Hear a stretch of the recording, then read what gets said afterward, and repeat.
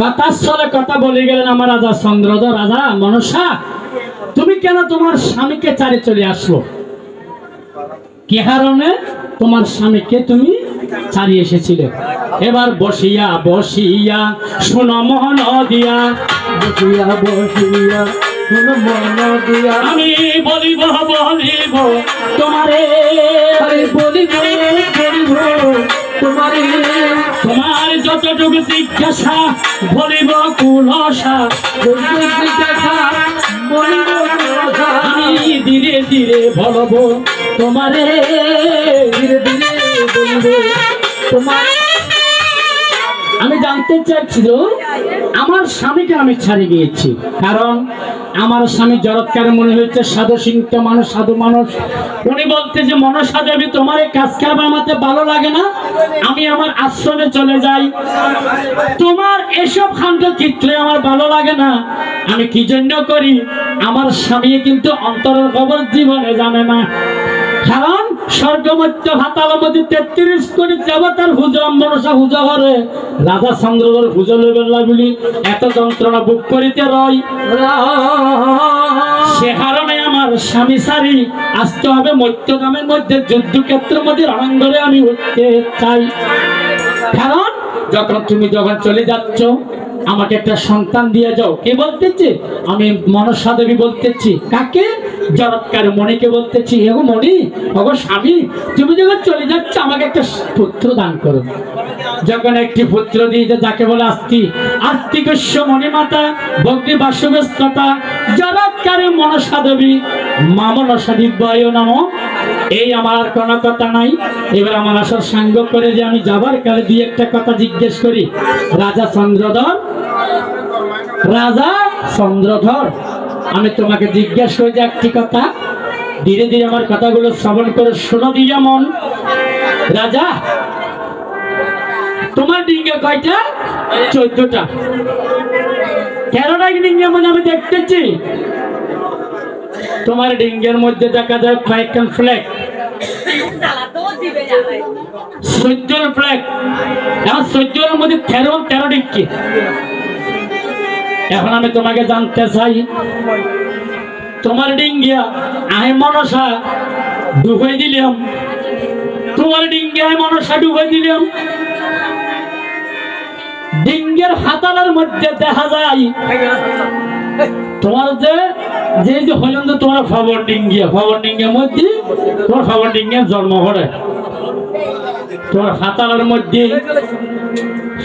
মধ্যে ডিঙ্গি আছে। এখন দেখতেছি হাতালের মধ্যে 3টে ডিঙ্গের মধ্যে মানে ডিঙ্গিয়ে ফবন ডিঙ্গি, অর্থাৎ ফবন গাছ দিয়ে বানিয়ে বিদে নামাই দে ফবন ডিঙ্গিয়া।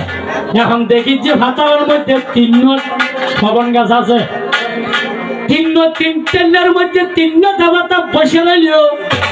এই দেবতাগুলো কারোর জন্য সাধনা করে, কারে ডাকে একটু করে তোমার জানা থাকলে বলিবে আমারে। বুঝছেন হাতা ওনারা বেগুনে বুঝি ভাই না, হাতা না ভাইন। রাজা চন্দ্রধর হাতার মধ্যে 3 ফবন গাছ আছে, 3 গাছের মধ্যে 3 দেবতা আসুন কিলে বসছি আর খাল্লা সাধনা করেছে। 1 নাম্বার প্রশ্ন।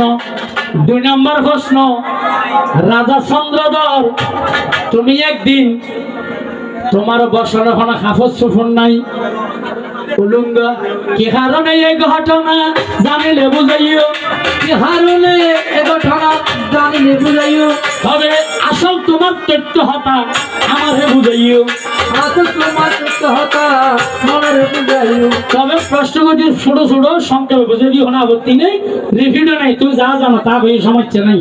কারণ তুমি আজার হলে আর বন্ধু মানে কিরকম, আর বাবর শিষ্য আর বাবর ভক্ত, তুমি আর বড় দাদা, তাও বুঝে দিবে না দিবে আস্তে আস্তে দিয়ে শেষ বছরে তোমার আস্তে তুমি বুঝন দিবে।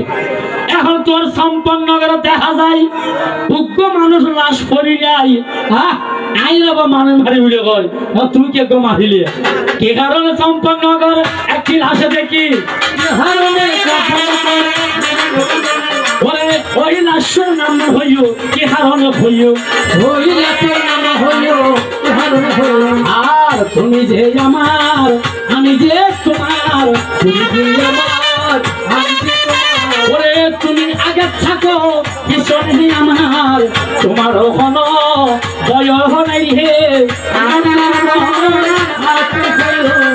তুমি যে আমার তুমি যে আমার আমার আর কোনো কথা নাই এই দুই একটা প্রশ্ন করেছি আমার দাদা আমার বড় দাদা রাজা চন্দ্রধর সবাইকে বলবি যাবার আর কিছু নেই তুমি যে দেখেছো প্রভু তুমি যে দেখেছো প্রভু জীবনের পরাজয় বুকের দানে তরুণ রজনী তিলে তিলে বসত তিলে তিলে বসত তুমি যে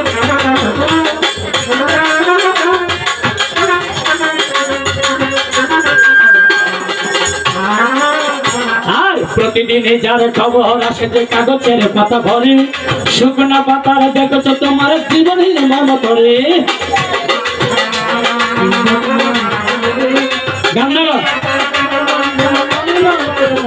আমার প্রতিদিনে যার খবর আসে যে কাগজের পাতা ভরে শুকনা পাতায় দেখছো তোমার জীবনের মর্ম করে শুকনা পাতার বাবা হরিবল হরিবল